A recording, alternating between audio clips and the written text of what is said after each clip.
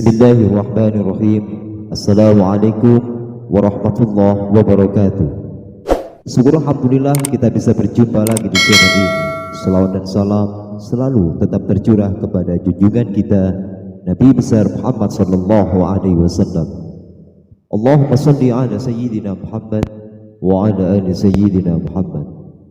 Harapan dan doa saya semoga saudaraku semuanya diberikan kesehatan, dilapangkan rezekinya, diampuni dosa-dosanya, dan dipanjangkan umurnya. Amin ya rabbal alamin. Sahabat beriman yang dirahmati Allah, istighfar merupakan salah satu zikir untuk memohon ampunan kepada Allah subhanahu wa ta'ala. Umumnya membaca istighfar akan kita lantunkan setelah selesai mengerjakan sholat, dengan harapan dosa maupun kesalahan yang pernah kita kerjakan, baik disengaja maupun yang tanpa kita sengaja, bisa dihapuskan oleh Allah subhanahu wa ta'ala. Sudah tak heran lagi banyak keajaiban yang pernah dialami oleh sebagian dari kaum muslimin yang selalu merutinkan membaca zikir ini. Mulai dari pedagang roti yang ingin bertemu dengan Imam Ahmad, hingga seorang ibu mengharapkan pertolongan dokter untuk menyembuhkan penyakit anaknya.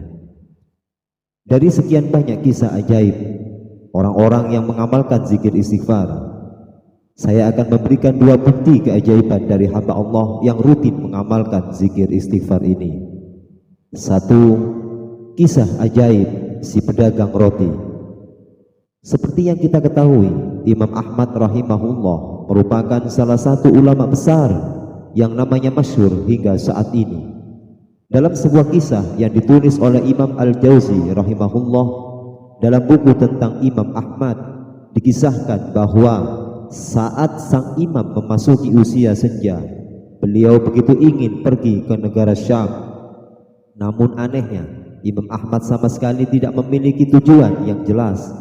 Kenapa ia ingin pergi ke tempat itu, padahal ia harus menempuh perjalanan jauh dari kediamannya di Baghdad menuju Syam.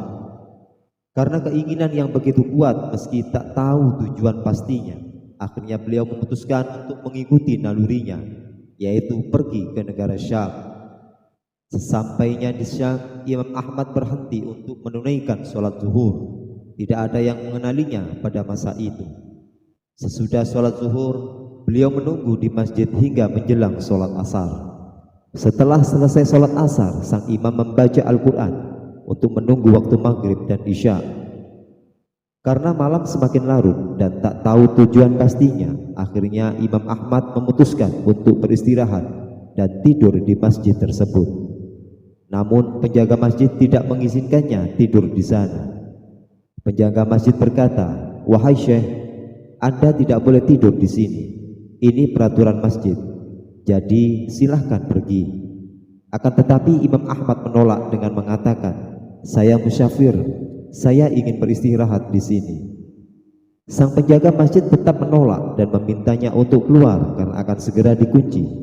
Kemudian Imam Ahmad berjalan keluar masjid.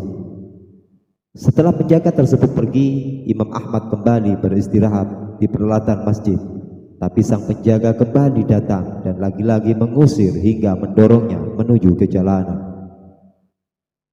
Di seberang masjid ada tukang roti yang melihatnya kejadian tersebut. Kemudian tukang roti itu memanggil Imam Ahmad, "Wahai Syekh, kemarilah, beristirahatlah di tokoku." Imam Ahmad pun masuk ke toko tukang roti tersebut. Penjual roti itu berkata, "Rumahku tidak jauh dari sini. Ini toko rotiku. Di belakang sana ada ruangan untuk beristirahat. Beristirahatlah malam ini dan besok pagi engkau bisa melanjutkan perjalanan lagi." Setelah masuk ke dalam toko, Imam Ahmad kemudian memperhatikan aktivitas sang penjual roti. Dan disitulah ada satu hal yang paling menarik perhatian beliau dari lelaki ini, yakni ucapan zikir dan istighfar yang terus dilantunkan dari mulut tukang roti tanpa putus sejak awal ia mulai mengerjakan adonan rotinya. Imam Ahmad yang kagum lalu bertanya, "Sejak kapan Anda selalu beristighfar tanpa henti seperti ini?" Dia menjawab, "Sejak lama sekali. Ini sudah menjadi kebiasaan rutin saya hampir dalam segala kondisi. Lalu Imam Ahmad bertanya lagi, lantas apa hasilnya? Si tukang roti itu pun menjawab, Allah mengabulkan semua permintaanku. Imam Ahmad bertanya lagi, lalu apa permintaanmu yang belum dikabulkan oleh Allah? Si lelaki soleh itu pun menjawab, sudah cukup lama saya selalu berdoa memohon kepada Allah untuk bisa dipertemukan dengan seorang ulama besar yang sangat saya cintai dan agungkan. Beliau adalah Imam Ahmad bin Hanbal. Allahu Akbar. Karena istighfarmulah Allah subhanahu wa ta'ala mendatangkan saya ke kotamu tanpa alasan yang jelas. Karena istighfarmulah marbot masjid melarang saya tidur di masjid. Karena istighfarmulah engkau menawarkan aku istirahat di tempatmu. Sayalah Imam Ahmad bin Hanbal, jawab beliau. Mendengar jawaban Imam Ahmad, si tukang roti itu pun langsung memeluk dan mencium Imam Ahmad dengan perasaan gembira, haru dan campur aduk yang tak tahu harus berkata apa. Subhanallah, itulah keajaiban istighfar yang pertama. Yang kedua, keajaibannya adalah kisah seorang ibu dan anak perempuannya. Keajaiban ini terjadi pada seorang ibu yang tinggal di wilayah Kasma. Ibu ini mempunyai anak perempuan yang memiliki penyakit tulang. Beberapa dokter di wilayahnya belum ada yang sanggup mengobati penyakit dari anak perempuannya dan menyarankan untuk membawa si anak kepada dokter muslim spesialis tulang yang ditinggal di India. Mengingat kondisi si ibu tidak memiliki kemampuan untuk pergi ke sana, bahkan untuk makan selama di sana dan biaya berobat ke dokter spesialis, maka si ibu tersebut hanya memperbanyak doa dan beristighfar kepada Allah subhanahu wa ta'ala. Singkat cerita, dokter spesialis tersebut pergi ke luar India untuk mengisi sebuah acara dan melewati wilayah Kashmir. Karena seminar tinggal 6 jam lagi, si dokter memutuskan untuk naik pesawat. Belum sampai pada tujuan, tiba-tiba kru pesawat mengumumkan tidak bisa melanjutkan perjalanan dan harus turun di wilayah Kashmir karena ada hujan badai. Karena takut telat dan tak tahu kapan pesawat bisa kembali berangkat, maka si dokter memutuskan meninggalkan bandara dan memilih untuk menyewa kendaraan. Namun sayang, baru sebentar meninggalkan bandara, hujan sudah turun dengan sangat lebat dan disertai badai, sehingga sang sopir memutuskan untuk mencari tempat istirahat di perkampungan warga sambil menunggu badai berhenti. Didatangilah rumah penduduk terdekat yang nampak usang dengan bangunan yang sudah cukup tua. Lalu si dokter tersebut mengatuk pintu, mengucapkan salam dan meminta bantuan agar si pemilik rumah mengizinkan berteduh sembari menunggu badai selesai.